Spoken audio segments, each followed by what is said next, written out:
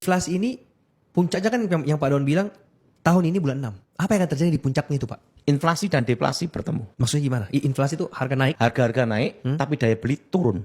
Wah, Karena uang hanya berputar di atas, maksudnya kalangan menengah ke atas. menengah ke atas. Berarti bisnis-bisnis orang-orang kaya masih jalan. Uang hanya berputar sekitar menengah ke atas. Nah, kalau menengah ke atas, bawah tidak berputar, itu kan tidak seimbang, tidak baik. Karena nomor satu adalah bawah berputar, baru menengah, baru mengerucut atas. Nah, nanti di 2026 tepatnya bulan 6 ini, yang bergerak, yang berputar hanya di atas. Berarti kalau ada sedikit uang, sisihkan aja beli perak, beli emas gitu, Pak ya? Ingat ya, inflasi dan deflasi ketemu, daya beli drop tapi inflasi. Untuk menjaga nilai, kita harus investasi emas atau perak. Atau berkebun tadi buat yang gak ada duit. Yang tidak ada duit berkebun, Supaya bisa makan gitu ya? supaya bisa makan. Nomor satu, bertahan. Bertahan dulu ya? Sampai kapan, Pak, ini kayak begini? Kondisi seperti ini, ekonomi itu baru bergerak di 2027. Bulan? Nggak, pokoknya 2027 bergerak ya? Prediksi nih Pak, tahun 2026 gold akan seperti apa?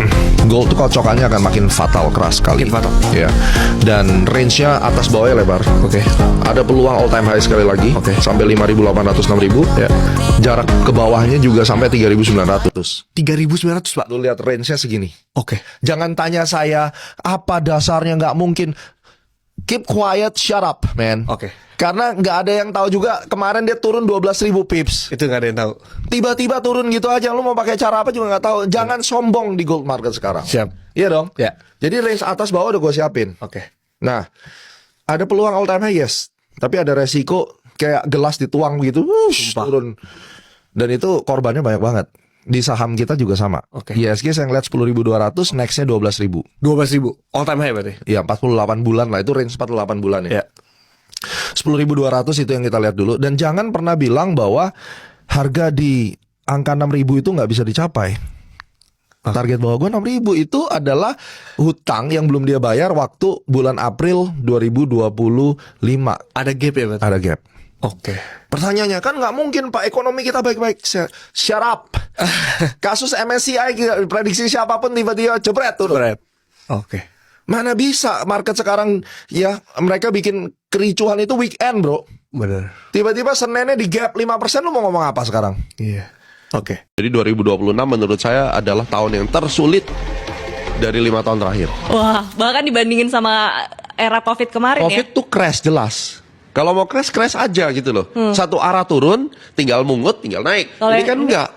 Banting turun, tarik lagi naik, banting lagi turun, range-nya segini. Dan kayaknya Trump juga belum bisa diprediksi ya akan gimana ini nanti ke Ya, depannya. dia akan terus bikin ini karena mereka inilah yang profit paling gede. Coba lihat cari beritanya. Sebelum oil naik, anaknya belanja. Sebelum senjata-senjata anaknya short selling. Waktu tarif war tahun lalu, geng-geng di Amerika sana yang udah tahu info A1-nya, mereka spekulasi, mereka beli dulu front run.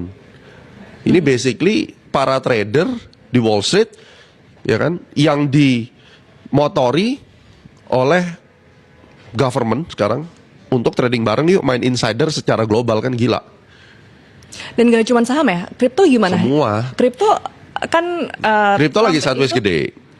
Kripto otomatis lagi sideways besar dan mereka memang kena dampak juga dari perang ini. Tapi kalau kita bicara kripto sampai akhir tahun, ini range-nya cukup gede. Ya sekarang baru bulan 4 lah ya, dalam 2 bulan ke depan mungkin Anda akan melihat range antara 60 ribu sampai 80 ribu. Range-nya 20 ribu nih atas bawah untuk 3 bulan ke depan gitu.